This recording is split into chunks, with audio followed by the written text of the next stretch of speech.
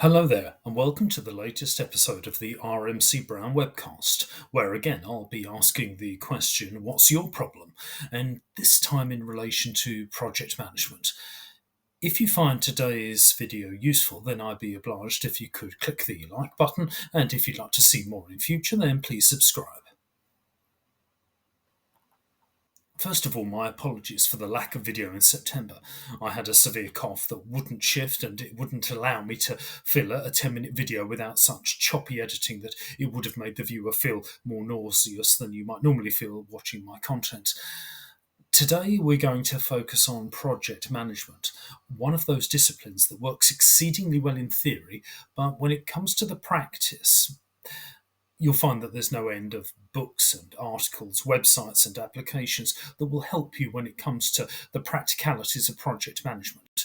There are, however, common pitfalls, knowledge of which will not necessarily insulate you, but at least of which you should be cognizant as you're falling into them.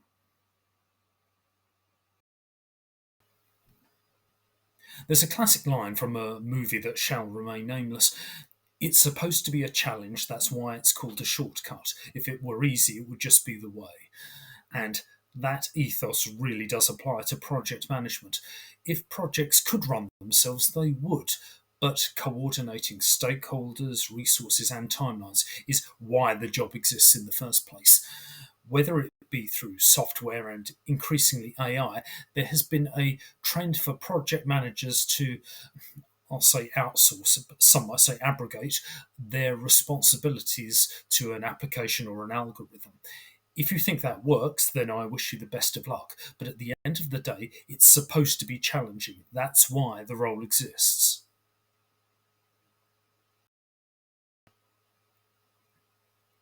Stemming from the above is the inherent unpredictability of the project process itself. The more variables and points of handover a process has, the more likely there will be deviation from the plan and more important the project manager becomes. Again, there's something of a chicken and egg situation here.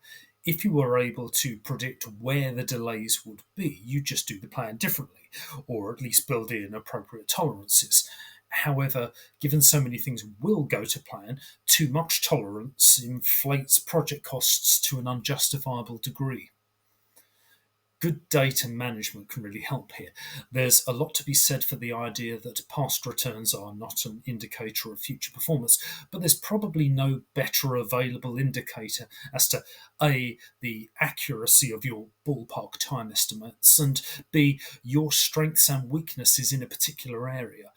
If you see that a particular activity always takes 20% longer than you've estimated, amend your scoping as appropriate.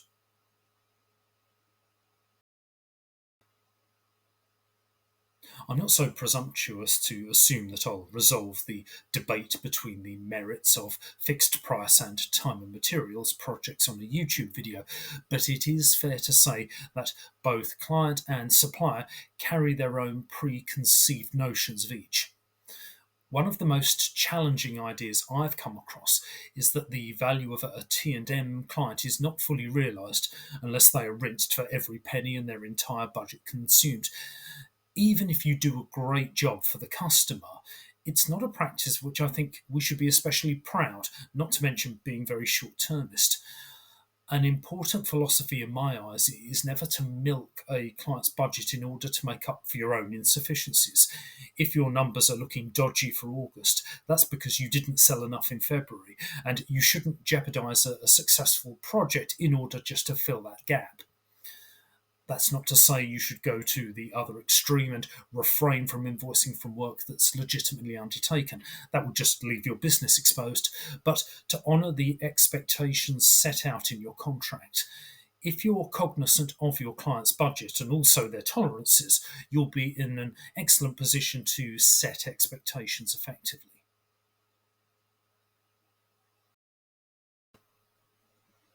Talking of expectations, the best way to insulate yourself from the pain of mission creep and unfunded change orders is to ensure that your expectations are clearly and unequivocally set out in your initial contract.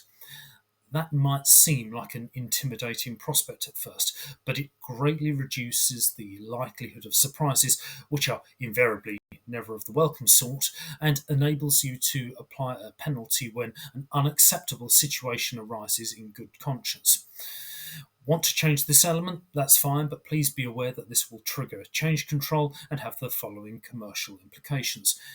This then puts the ball in the client's court and they can evaluate their request as per their ultimate priorities. What this also does is to give you the discretion to overlook and ignore when necessary.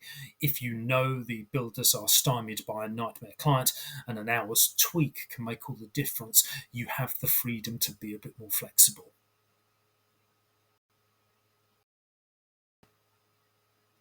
Have you ever had a piece of software that's intimidated you? Or perhaps a process that you passed off to a colleague because officially they were the expert, but in reality it's because the thought of it brought you out in a cold sweat. This can be difficult to reconcile if you have great competence in another area. If you can design a Baroque palace, shouldn't you be able to fill out a tax return? Be prepared for the fact that the first time you do something new, it's going to take longer than you want, and you're also not going to be very good at it. Now, that can present serious consequences in a field such as architecture, but if you consult with the right subject matter experts, they will ensure that nothing foolhardy or dangerous goes out the door, and you can wallow in the sweet ignorance and focus on the joy, or otherwise, of learning something new. It's amazing how few times you need to go through something in painstaking detail before it becomes demystified and mundane. So jump to it.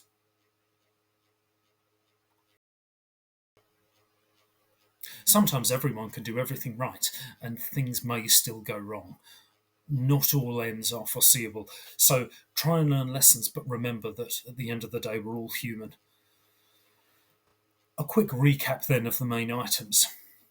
If project management were easy, it wouldn't exist. Projects overrun more often than they don't. Know and understand your client's budget. Set your expectations from the outset. You don't learn hard things by accident. And sometimes you need to cut yourself a break. If you're struggling with any or all of these challenges, then please get in touch with us at RMC Brown Limited through any of our socials or via our website, rmcbrown.co.uk. If you found this video useful, I'd be grateful if you could like and subscribe, and I look forward to seeing you in November. Goodbye.